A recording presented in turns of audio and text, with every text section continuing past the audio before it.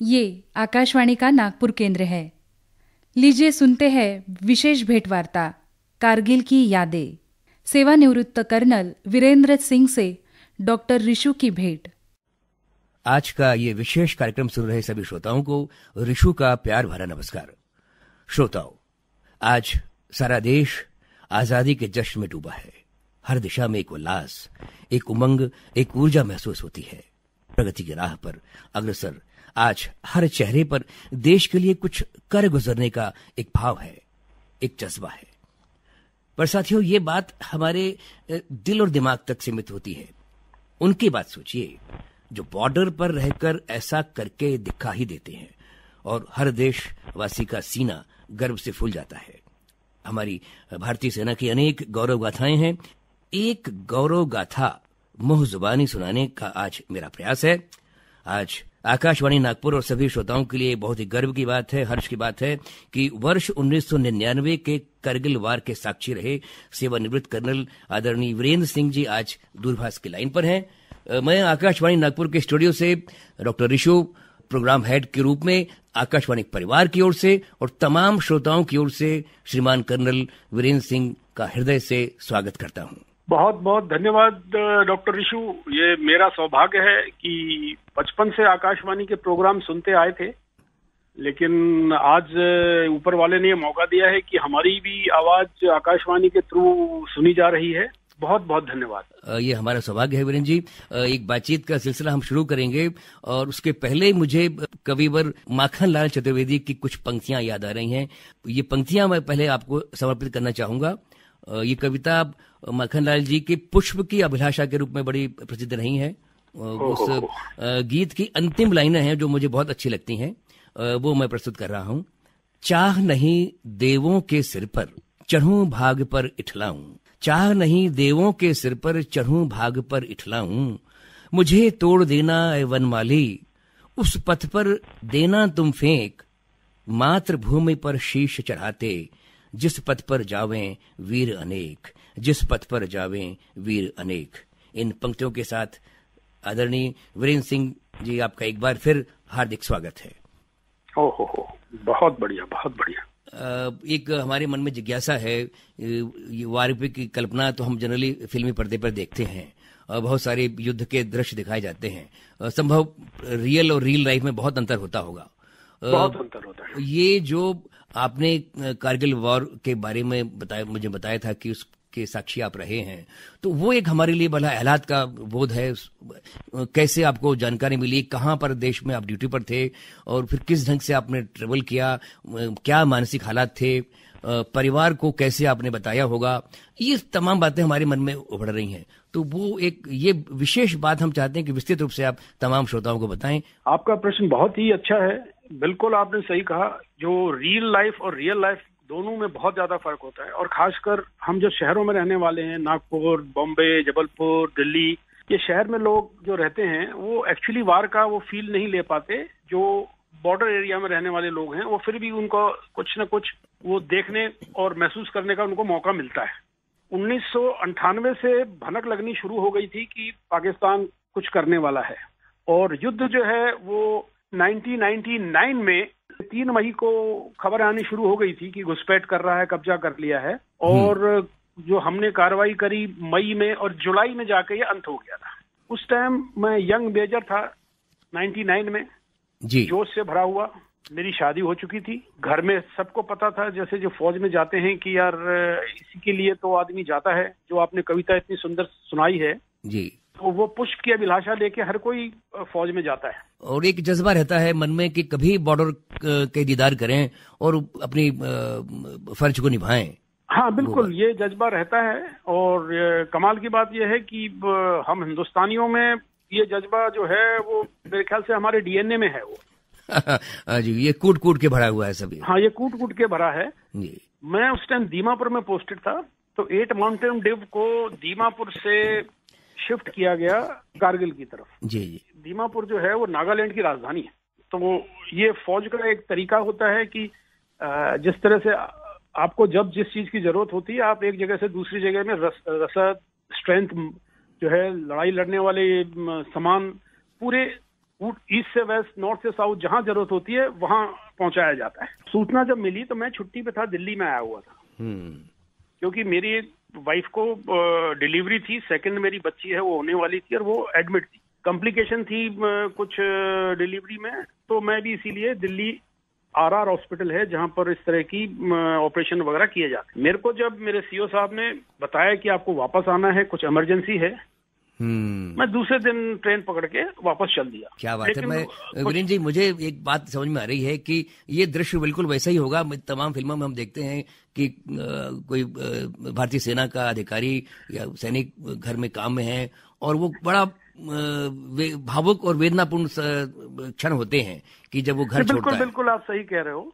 हाँ, पर यह है कि कुछ फिल्मों से और रियल लाइफ में थोड़ा सा ये रहता है कि एज एन ऑफिसर आपको पता रहता है कि स्थिति क्या चल रही है। आप चारों तरफ से मीडिया से, रेडियो से खबरें आती रहती हैं, क्योंकि आपका आकाशवाणी भी काफी खबरों में या बाकी प्रोग्रामों में इस तरह की चीजें बताना शुरू कर देता है जी। तो उससे आदमी को एक जो रहती है ना, नॉलेज जरूर रहती है कि कुछ होने वाला है। तो ये मेरे को नॉलेज थी कि हाँ कुछ तो होने वाला है, कुछ होगा जरूर, पर ये नहीं पता था कि कितना क्या होगा। तो ये जैसे आप पहुंचे वहां पर तो कुछ तैनाती आपकी की गई होगी, कुछ जिम्मेदारी आपको दी होगी? तैनाती की गई, तो वहां पर ऐसा उस टाइम ये नहीं था कि युद्ध का स्तर ऐसा होगा। जहां अब मैं उसको हिंद साइड में सोचता हूं, देखता हूं, तो ये क्लियर कट लगता है कि पाकिस्तान की इस हरकत का हमारे उच्च अधिकारियों को और जो पॉलिसी मेकर्स हैं उनको ये भनक पहले से थी कि पाकिस्तान इस तरह की हरकत करेगा। और ये ऐसे तो बहुत से लोगों को पता है, लेकिन आम आदमियों को, जो हमारे श्रोता हैं, उनको जो खबरें दी जाती हैं कि 3 मई को चारवाहों ने देखा और फलां ने देखा, ऐसा नहीं है। बहुत सी चीजें मीडिया में आती नहीं है, वो आपको भी मालूम है। जी जी। तो वो हमारे रणनीतिकारों को मालूम था कि पाकिस्तान ये हरकत करेगा। तो वो एक तरह से आप ये कह लो, कबड्डी में जैसे आप पाले में आते हो, कबड्डी करते हैं, तो अगली टीम आपको एक तरह से घेरने की कोशिश करती है।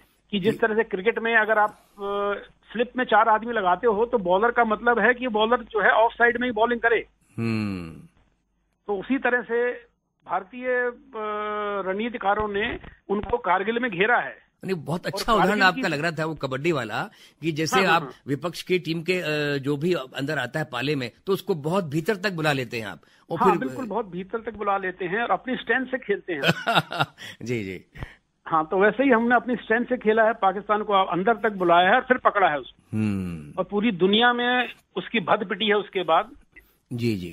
तो इसमें जैसे आपकी जो भूमिका थी मेजर के रूप में, एक बीच में कड़ी के रूप में थी। हाँ, बीच में कड़ी के रूप में थी। मेरे को ऐसा सौभाग्य तो नहीं प्राप्त हुआ कि मैं हाथ से हाथ किसी से लड़ूं या किसी के साथ जी जी गोलियां खत्म हो जाए और मैं बैनेट से लड़ाई लड़ रहा हूँ।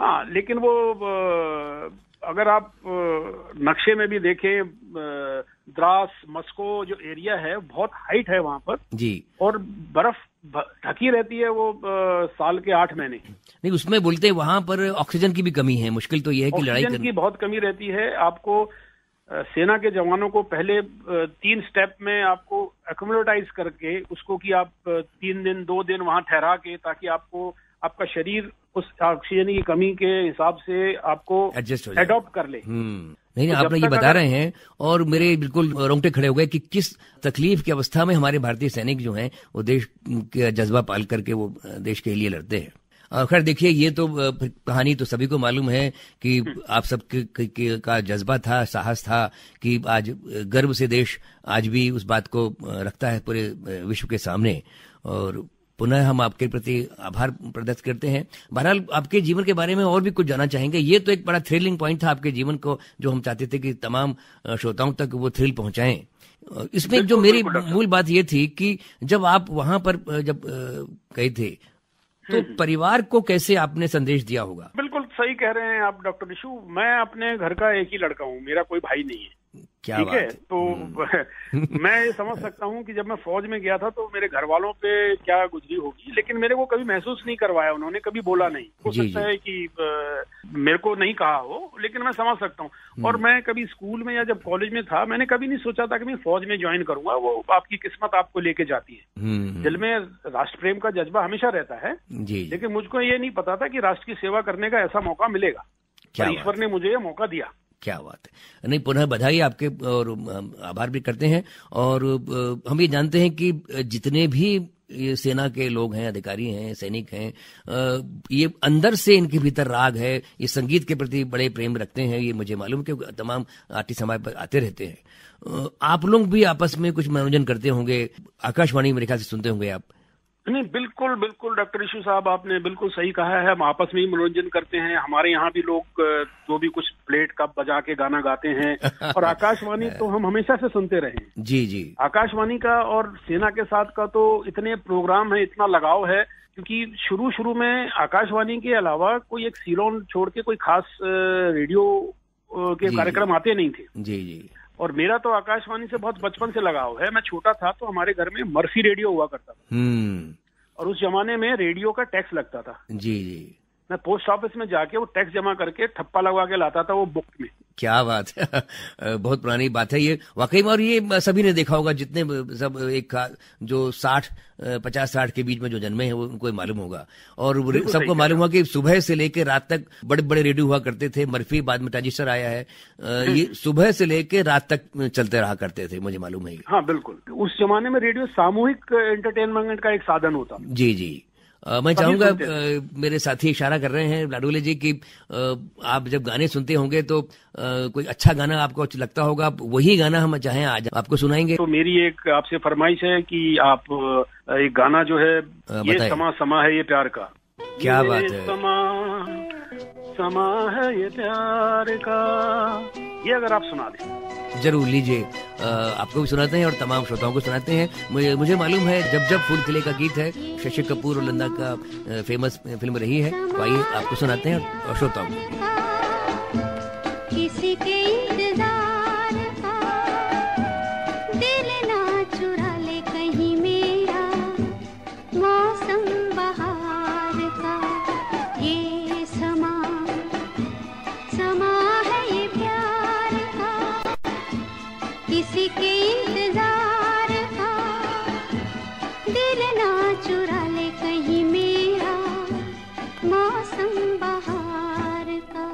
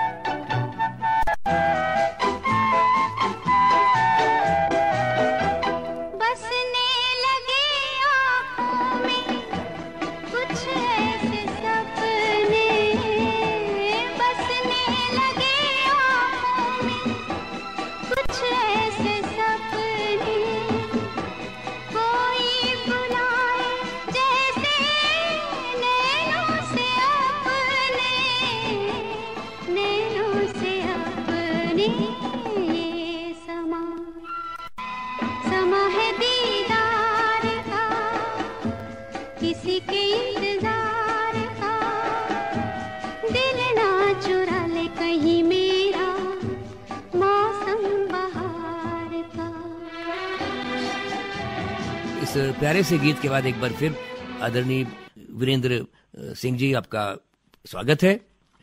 एक मन में जिज्ञासा आती है, बहुत से लोग सोचते होंगे, ये जब आप आए सेना में तो एक संकल्प के साथ आए, या जीवन जीना है तो कुछ तो रास्ते चुनने होंगे, और उसके तहत ये हाथ में ये रास्ता आ गया? हाँ डॉक्टर साहब, बड़ा अच्छा प्रश्न आपका। संकल्प हर किसी का होता है, लेकिन मैं तो इसलिए आया था कि मैंने देखा था कि फौज में बड़ी अच्छी जिंदगी है, मौज की जिंदगी। अनुशासन भी होता है, मौज भी होता है। अनुशासन उतना ही है, मौज भी उतनी है, खेलने को मिलता है। आपकी लाइफ एक बड़ी डिसिप्लिन में चलती है। तो 80s, अर्ली 80s में उस टाइम देश की हालत बहुत अच्छी थी। कहीं आसपास 71 के बाद कोई लड़ाई नहीं थी, और फौज में भी बड़ी अच्छी लाइफ थी। मगर रिस्क का फैक्टर तो रहता है, आप भले कितना भी हो दिमाग में, और खासकर घर वालों के दिमाग में रिस्क तो रहती है कि कब कौन से देश में क्या बात हो जाए। रिस्क तो रहती है, बिल्कुल सही कह रहे हैं आप, रिस्क तो रहती है। लेकिन जब आप फौज में आ जाते हैं तो उसके बाद पता चलता है कि यार सिर्फ मौज मस्ती नहीं है, आपके ऊपर बहुत जिम्मेदारियां भी हैं। तो वो फौज में आने के बाद महसूस किया कि जिम्मेदारियों के साथ आपके ऊपर काफी जिम्मेदारियां हैं। और मैंने फौज में, मैं आप जो इतने श्रोता उनसे कहूंगा कि फौज काफी अच्छी चीज है। मैं इस बात को मानता हूं कि देश के अंदर एक और देश है, क्योंकि वहाँ डिसिप्लिन हार्ड चलता है लेकिन बहुत ही उम्दा जिंदगी है। जी जी, आपके अनुशासन में आप रहते हो, समय पे खाना, समय पे खेलना, समय पे सोना, समय पे सब कुछ। अच्छा, उसमें खेलना कूदना, मनोरंजन और ये सारी चीजें भी शामिल हैं? हाँ, सारी चीजें शामिल हैं। आपको पूरा टाइम मिलता है, आप गाने सुन सकते हो, पिक्चर देख सकते हो, आप खेलने के टाइम खेल सकते हो, आपने अपना पढ़ाई करना है, अपना पढ़ाई का टाइम मिलता है। जो साहित्यिक अभिरुचि रखते होंगे उनको साहित्य की चीजें मिलती होंगी। फिल्म लाइन में कितने आदमी हैं जो आर्मी से जाके बड़े बड़े संगीतकार हैं, बड़े बड़े गीतकार हैं, जिनका फौज से लगाव रहा है। फौज से जाने के बाद वो उन्होंने फिल्म इंडस्ट्री में नाम कमाया। आनंद बख्शी साहब उसी के। हाँ, आनंद बख्शी साहब हैं, बिल्कुल माशाल्लाह। बहुत हैं जिन्होंने फौज से जाने के बाद नाम कमाया है। अच्छा, इसमें एक जिज्ञासा मेरे मन में है, कई बार क्या होता है कि आदमी जीना चाहता है, उल्लास तो करना चाहता है, लेकिन टफ नहीं होना चाहता। कभी आपको बीच में ऐसा लगा कि शायद पाला बदल लेते तो अच्छा रहते, या कोई दूसरा पाले में चला जाए? मेरे को ऐसा कभी नहीं लगा, क्योंकि मैं वैसे भी बिंदास आदमी था, मलंग हूँ, जो जैसा मिल गया खुश है जहाँ पर है।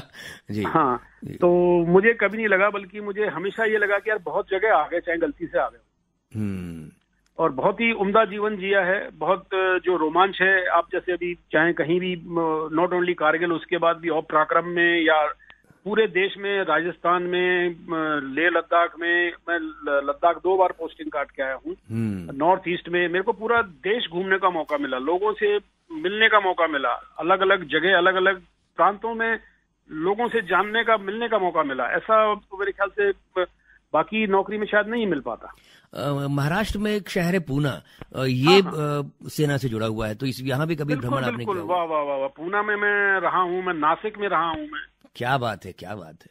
हाँ, नासिक की कुछ यादें आपके दिमाग में हो? हाँ, नासिक की यादें, मैं वहाँ पर एयर डिफेंस की वर्कशॉप में था, और नासिक की यादें बहुत हैं। हाँ, बिल्कुल सांस्कृतिक केंद्र है वो, पिछला जो है पुराना धार्मिक केंद्र है महाराष्ट्र का। जी जी जी।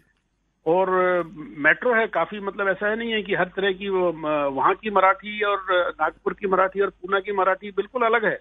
जी जी, वो आप पहचान सकते हो कि ये नासिक का है। जी जी। वहां पर मनोरंजन के लुक को लेकर के कुछ यादें आपके हों, कुछ गीत वगैरह जो आपको उस समय में अच्छा लगता रहा हो, वो आप बताएं, ताकि मैं चाहूंगा कि वो भी आपको फिर से सुनाएं और तमाम श्रोताओं को भी सुनाएं। मैं एक गाना आपको रिक्वेस्ट कर, अगर आपके पास हो, सुना सकते हो मेरे श्रोताओं को, क्योंकि नासिक में मेरी शादी हुई थी, तो एक गाना है, रुक जाओ जाने वाली रुक जाओ। क्या बात है, ये नासिक से आपके साथ ये गाना बड़ा मैच करेगा वो। और ये बहुत पुराना गीत है, मुझे मालूम है, राज कपूर की फिल्म का है। करेक्ट। मुकेश ने गाया था, तो हाँ, बहुत ही उम्दा गाना है। चलिए मैं आपको भी सुनाता हूँ, तमाम श्रोताओं को सुनाता हूँ। जी, आपका स्वागत है। सभी श्रोताओं को बता दें कि आप विशेष कार्यक्रम आकाशवाणी नागपुर से सुन रहे हैं, और हम मुखातिब है सेवानिवृत्त कर्नल आदरणीय वीरेंद्र सिंह जी से, जो दिल्ली से बातचीत कर रहे हैं। एक थोड़ा सा बातचीत मैं आपसे ट्रैक को चेंज करते हुए करूंगा। आप मिलिट्री में होते हैं, एक समय सीमा में रहते हैं, अनुशासन में रहते हैं, और उसमें इस बीच में आपको अपने सामाजिक दायित्व पूरे करने हैं। उसमें देखिए, भाई बहन माता पिता तो होते ही हैं, बहुत बड़ी चीज होती है कि आपके चाचा हैं, मामा हैं, दोस्त हैं, किसी के यहाँ जन्मदिन है, किसी की शादी है, इसमें आप सहभागिता देते होंगे। बिल्कुल डॉक्टर साहब, आपने बहुत ही, ऋषु साहब, आपने इतना अच्छा प्रश्न पूछा है, जो बहुत करीब रहता है हर एक सैनिक के, क्योंकि आप अपने घर से दूर रहते हो, लेकिन रिश्तों से दूर नहीं रह सकते। बहुत ही हृदय को छूने वाली बात आपने कही। तो रिश्ते आपके बिल्कुल दिल में बसते हैं। तो जैसे मैं अकेला लड़का हूँ, मेरी 4 बहनें हैं, मेरे चाचा, मेरे मामा। तो आप बिल्कुल सही कह रहे हो, किसी के यहाँ शादी, किसी के यहाँ कुछ, जैसे अभी रक्षाबंधन गया है, जी। तो ये जब आप सेना में जाते हो तो ये थोड़ा रहता है कि, और हमारे जमाने में तो चिट्ठियां आती थी, तो चिट्ठी पढ़ के आदमी को खुश हो जाते थे। फिर धीरे धीरे फोन आए, तो फोन सुन के आप एक दूसरे से कनेक्ट करते हो। फिर मोबाइल फोन आए, इंटरनेट आया, तो ये काफी हद तक रिश्ते जो हैं वो सोशल मीडिया वाले रिश्ते हो गए। नहीं तो उसमें आप जो सामाजिक आपका ताना बाना होगा सबको संतुष्ट कर पाते थे आप। मैं ये मानता हूं कि आपके घर के लोग भी आपसे नाराज होंगे, ऐसी कुछ बात है क्या? कि हमारे घर में जैसे मेरे परदादा थे, वो सेकेंड वर्ल्ड वॉर में कैवलरी के साथ थे, जमदार हरफूल सिंह। तो ये घर में पता था कि फौज में किस तरीके से होता है। जी जी। ये एक दूसरे के जो है कि छुट्टी में छुट्टी मिलेगी जब ही। अच्छा, इसका दोनों फायदा भी है डॉक्टर साहब। कई जगह आप नहीं जाना चाहते हो तो ये छुट्टी नहीं मिल रही यार, कैसे आ सकते। जो मिलिट्री वाले होते हैं वचनबद्ध भी होते हैं, कठिन स्थिति होती है तभी स्कैप करते हैं, ये मुझे मालूम है। हाँ, बिल्कुल सही कह रहे हैं आप, बिल्कुल सही कह रहे हैं। एक बार हमने भैया इस तारीख को आना है तो वो होगा। हम कोशिश अपनी तरफ से पूरा करते हैं, और यही एक हमारा ट्रेडमार्क है जिसके ऊपर देश जो है वो गर्व करता है और भरोसा करता है, और रात को आराम से चैन से सोता है कि भारत के सिपाही जो हैं हमारा रक्षा कर रहे हैं। जी जी। और देखिए, मैं तो बोलता भी हूं कि आज जितने भारतीय हैं, हम भारतीय हैं, चैन की नींद सोते हैं, ये केवल आप जैसे जो मिलिट्री के अधिकारी हैं, सैनिकगण हैं, इनकी बदौलत होता है। और ये हमारे लिए भगवान से के समान ही होते हैं कि तकलीफ नहीं, ये भावना ही हमको उस हद तक अपने आप को समर्पण के लिए प्रेरित करती है। जी। हम जो है वो अपने लिए नहीं लड़ रहे होते हैं, हमारे पीछे जो देश है उसके लिए लड़ रहे होते हैं। जी। जैसे हमारे सेना में कहा जाता है कि नाम, नमक और निशान, क्या बात, आप उसके लिए ही अपनी जान देते हो। बहुत अच्छी बात आपने बताई। और मैं चाहूंगा कि कुछ यार दोस्तों की बातें जो स्कूली जीवन की होंगी, मैं चाहूंगा कि संक्षिप्त बताएं कि कहाँ आप पढ़ते रहे हैं, कुछ आपके मित्र होंगे, वो सब कहाँ कहाँ पहुंचे हैं। आपने तो ऐसे तार छेड़ दिए हैं मित्रों के कि मतलब उनको देख के ही आप अपनी उम्र जो है ना, उनको देख के ही लगता है कि यार मैं भी इतना बड़ा हो गया हूँ। जी जी, बड़ा होने का एहसास होने लगता है। हाँ, बड़ा होने का एहसास होने लगता है। और ईश्वर की कृपा से मैं बहुत अच्छे स्कूल में पढ़ा हूँ, और वहाँ के जितने भी मेरे सहपाठी थे उनको आज जब मैं देखता हूँ तो बहुत प्रफुल्लित होता हूँ कि वो अपने अपने क्षेत्र में बहुत ही अच्छा कर रहे हैं। मेरे पिताजी रेलवे में थे जबलपुर में, और उसके बाद वो उन्होंने छोड़ के वकालत शुरू कर दी, और उन्होंने हाई कोर्ट में और फिर सुप्रीम कोर्ट में वकालत करी। लेकिन जब मैं स्कूल में था तो जब जबलपुर में सेंट थॉमस स्कूल में पढ़ा हूँ, और बहुत अच्छा स्कूल था उस जमाने का, अभी भी बहुत अच्छा स्कूल है। उनके जितने भी पुराने छात्र हैं वो सेना में, चाहे सिविल में, चाहे इंजीनियरिंग में, चाहे डॉक्टरी में, हर एक क्षेत्र में बहुत अच्छा कर। भाई, जिस स्कूल ने आप जैसा अधिकारी, जज्बे वाला अधिकारी दिया है, मैं कल्पना कर सकता हूं कि आपके जितने भी इष्ट मित्र होंगे ये सब नामी गिरामी होंगे। नहीं, आप बिल्कुल सही कह रहे हो। उसमें मेरे स्कूल का बहुत बड़ा हाथ है। खासकर जब हम स्कूल में थे उस टाइम हमारे प्रिंसिपल थे, डच थे वो, फादर ओसफ। और वो 6-3 इंच हाइट, गोरा रंग, यूरोपियन थे। उनकी जो डिसिप्लिन था उसकी वजह से ही हमारी पूरी क्लास अगर आज जो कर रही है तो उनके अनुशासन के कारण ही लोग इतना अच्छा कर रहे हैं। हम तो बच्चे थे उस टाइम में, पता नहीं था हमें क्या होता है क्या नहीं, लेकिन उन्होंने जिस सांचे में डाला है तो हमारे जितने भी क्लासमेट हैं वो अच्छी अच्छी पोस्टों पे हैं, अच्छे अच्छे अपने प्राइवेट बिजनेस में हैं। उसमें कुछ डॉक्टर होंगे, कुछ इंजीनियर्स होंगे, कुछ कलाकार होंगे, इंजीनियर हैं, कुछ बिजनेसमैन हैं। क्या बात है। और हाँ, सब ही अच्छा काम कर रहे हैं। और मैं तो ये कहूंगा कि अगर कोई ये सोचता है कि यार अगर मेरा कोई क्लासमेट कहीं पान भी बेच रहा है तो आज वो उम्दा पान बेच रहा है, उसके पूरे शहर में नाम है। हाँ, मतलब वो अगर बहुत अच्छा उदाहरण दिया आपने, यदि पान वाला है तो शहर का नाम ही पान वाला होगा। हाँ, बिल्कुल बिल्कुल नाम क्या बात है वो। जी जी। देखिए वीरेंद्र जी, इतना समय है कि हम एक गीत आपको और सुना पाए। अगर कोई पसंद आपकी हो तो बताएं, तो आपको भी सुनाएंगे और तमाम श्रोताओं को सुनाएं। भीगी भीगी रात